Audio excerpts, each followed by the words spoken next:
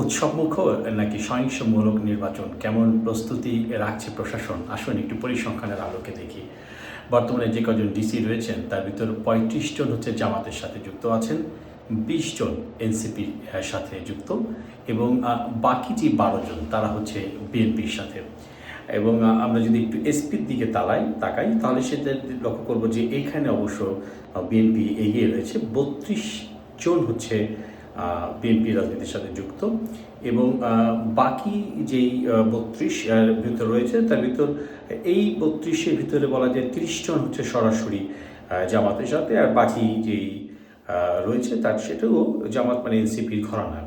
তাহলে বলা যায় অর্ধেক অর্ধেক। ফলে প্রশাসনিক দিক থেকেও বোঝা যাচ্ছে যে ঠিক কী হতে যাচ্ছে আগামী নির্বাচনে। আর ওই যে ইউএনও যারা মূল দায়িত্ব পালন করবে তার ৩/৪ হচ্ছে জামাতের নিয়ন্ত্রণে। এই জন্য লক্ষ্য করে দেখবেন জামাত গত ৭ দিন জামাত একদম নিশ্চুপ। বিএনপি নানান রকম কথাবার্তা বলছে মাঠে, বিএনপির বডি ল্যাঙ্গুয়েজে বেশ কিছু নেগেটিভ ইমপ্রেশন বোঝা যাচ্ছে, কিন্তু জামাত কিন্তু একটি শব্দ করছে না, কারণ ফলাফলটি তারা জানে কি হতে যাচ্ছে। বিশ্বের বিভিন্ন দেশে যা আই হ্যাভ এ প্ল্যান করে ছুটে বেড়ানো ঠিক তারেক রহমান, তিনি তার উপরে ঠিক আসলে এই মুহূর্তে যে প্রভু শক্তি বলেন বা যেটি বলেন, যিনি যাদের আশিসে ছিলেন সেই ভারত সেটিও কিন্তু হাত সরে ফেলেছে। ফলে এক ধরনের বলাই যায় যে রেজাল্ট রেডি, জাস্ট একটি নির্বাচন অনুষ্ঠিত হবে। আর হ্যাঁ, এই নির্বাচনে জানেন তো সরকার এরই মধ্যে কিন্তু এক ধরনের আভাস দিয়েছে ৫৫ ভাগ। সেটি পররাষ্ট্র উপদেষ্টা বলেছে যে ৫৫ ভাগের একটি মূলত নির্বাচন আর কিছু না, একটি তারিখ মাত্র। এই তারিখে কিছু মিডিয়া নিয়ন্ত্রিত থাকবে, ছবি দ্বারা উপস্থিতি বোঝানো হবে বেশ কয়েকটি যেটি নির্ধারিত কেন্দ্রে, আর বাদ বাকি কেন্দ্র আপনার নিয়ন্ত্রিতভাবে একটি পরিবেশিত হবে। যাই হোক, ফলাফলের যে নির্বাচন, মানুষ উদ্বিগ্ন নাকি কতটুকু নিরুত্তাপ, কতটুকু থাকবে সেটি বলাই বাহুল্য কেমন নির্বাচন হতে যাচ্ছে। পরিসংখ্যান অন্ততকে সে কথাই বলছে। যদি বলা হয় যে সমর্থকদের দিক থেকে কে কীরকম প্রস্তুতি রাখছে, জামাত তাদের পূর্ণ প্রস্তুতি রাখতে বলেছে, যে কারণের জন্য জামাত গত ১৫ থেকে ২০ দিন একটি শব্দ কোথাও করছে না। তাদের কর্মীদের একদিনের জন্য শক্তি সঞ্চয় করতে বলা হয়েছে, সেটি ফজর থেকে পরবর্তী দিন পর্যন্ত। আর বিএনপিও রাখতে বলেছে, কিন্তু মনে রাখা উচিত যে পত্রপত্রিকার বিবরণ মতে বেশ কিছু যে অস্ত্রের যেসব চালানগুলো এসেছে সেগুলো কিন্তু জামাতের কাছে সুন্দরভাবে পৌঁছে গেছে বলে গণমাধ্যমের সূত্রে খবর বের হয়েছে। ফলে নির্বাচনের কোনো একটি অংশ সহিংসতাপূর্ণ হয়ে উঠতে পারে বলেও বলা হচ্ছে। তবে যেটি ঘটুক না কেন, সরকার শেষ বিচারে তার যে ফলাফল যেটি প্রস্তুত হয়ে রয়েছে সেটিকেই আসলে প্রকাশ করবে।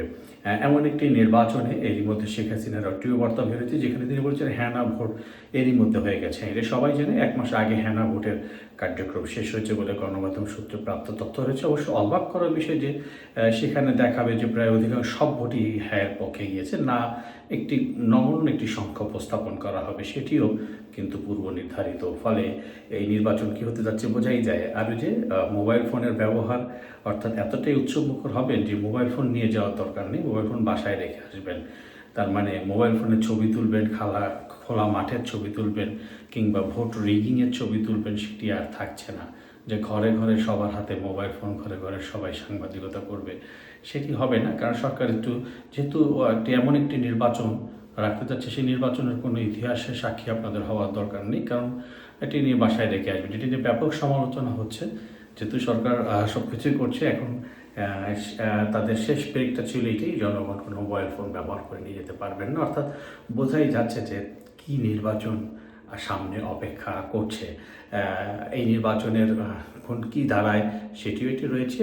মাঝপথে খবর আছে, যদিও এটা সত্য, কতটুকু সত্যতা জানি না। এমনও বলা হচ্ছে বিএনপি তার অভ্যাসমতো নির্বাচনের কোনো একটি পর্যায়ে হয়তো বয়কটের সিদ্ধান্ত দিতে পারে বলে বেশ কিছু সামাজিক যোগাযোগ মাধ্যম কিংবা অন্যান্য গণমাধ্যম সূত্রে ব্যাপার যে বিএনপি অতীতেও দেখা গেছে যে কোনো একটি পর্যায়ে এসে বিভিন্ন কেন্দ্রভিত্তিক অথবা অন্য জায়গা থেকে বয়কটের ব্যাপারটি আসছে। এখানেও তেমনটি আসতে পারে বলে অনেকে ধারণা করছেন। আর লক্ষণীয় একটি ব্যাপার যে সুশীল সমাজের একটি বড় অংশ হঠাৎ করে আওয়ামী লীগমুখী হয়ে গেছে। অর্থাৎ যদি লক্ষ্য করেন ডক্টর দেবপ্রিয়, তারপরে ডক্টর মদিউল আলম মজুমদার, জিল্লুর রহমান, তারপর টিআইবির ডক্টর ইফতেখারুজ্জামান, তারা সবাই অন্তর্ভুক্তিমূলক নির্বাচনের কথা বলছেন এবং তারা বলছেন এই ধরনের নির্বাচন গ্রহণযোগ্য হবে না। যদি নির্বাচন হয়ও তাহলে খুব দ্রুততম সময়ে এই সরকার স্থিতিশীলতা হারাবে এবং 6 মাসের মধ্যে একটি অন্তর্ভুক্তি নির্বাচন অনুষ্ঠিত হবে। মনে রাখতে হবে এরা সবাই কিন্তু যুক্তরাষ্ট্র ভিত্তিক সুশীল সমাজ, ফলে এই সমাজে হঠাৎ করে সবাই আওয়ামী লীগের প্রয়োজনীয়তা এবং অন্তর্ভুক্তিমূলক নির্বাচনের ব্যাপারে কথা বলছেন, এটি বেশ কিন্তু একটি রহস্যের বিষয় শেষ মুহূর্তে এসে। আবার অনেকে বলছেন যে যেহেতু স্বরাষ্ট্র উপদেষ্টা সীমান্তে সেনাবাহিনীর মোতায়েনের কথা মোতায়েনের কথা বলছেন, তাহলে কি কোনো যুদ্ধ প্রস্তুতি আছে বা সেনাবাহিনী স্বরাষ্ট্র উপদেষ্টার কাছে এমন কোনো তথ্য আছে যেখানে সেনাবাহিনী মোতায়েনটা বেশি গুরুত্বপূর্ণ, সেটিও সবাইকে উদ্বেগের মধ্যে রাখছে। তবে যাই হোক, আর সময় মাত্র আর 2-3 দিন, এর মধ্যে পরিষ্কার হয়ে যাবে আসলে কি নির্বাচন অনুষ্ঠিত হতে যাচ্ছে আর পূর্ব নির্ধারিত ফলাফলের যে বাস্তবিক রূপান্তর সেটি আসলে কী।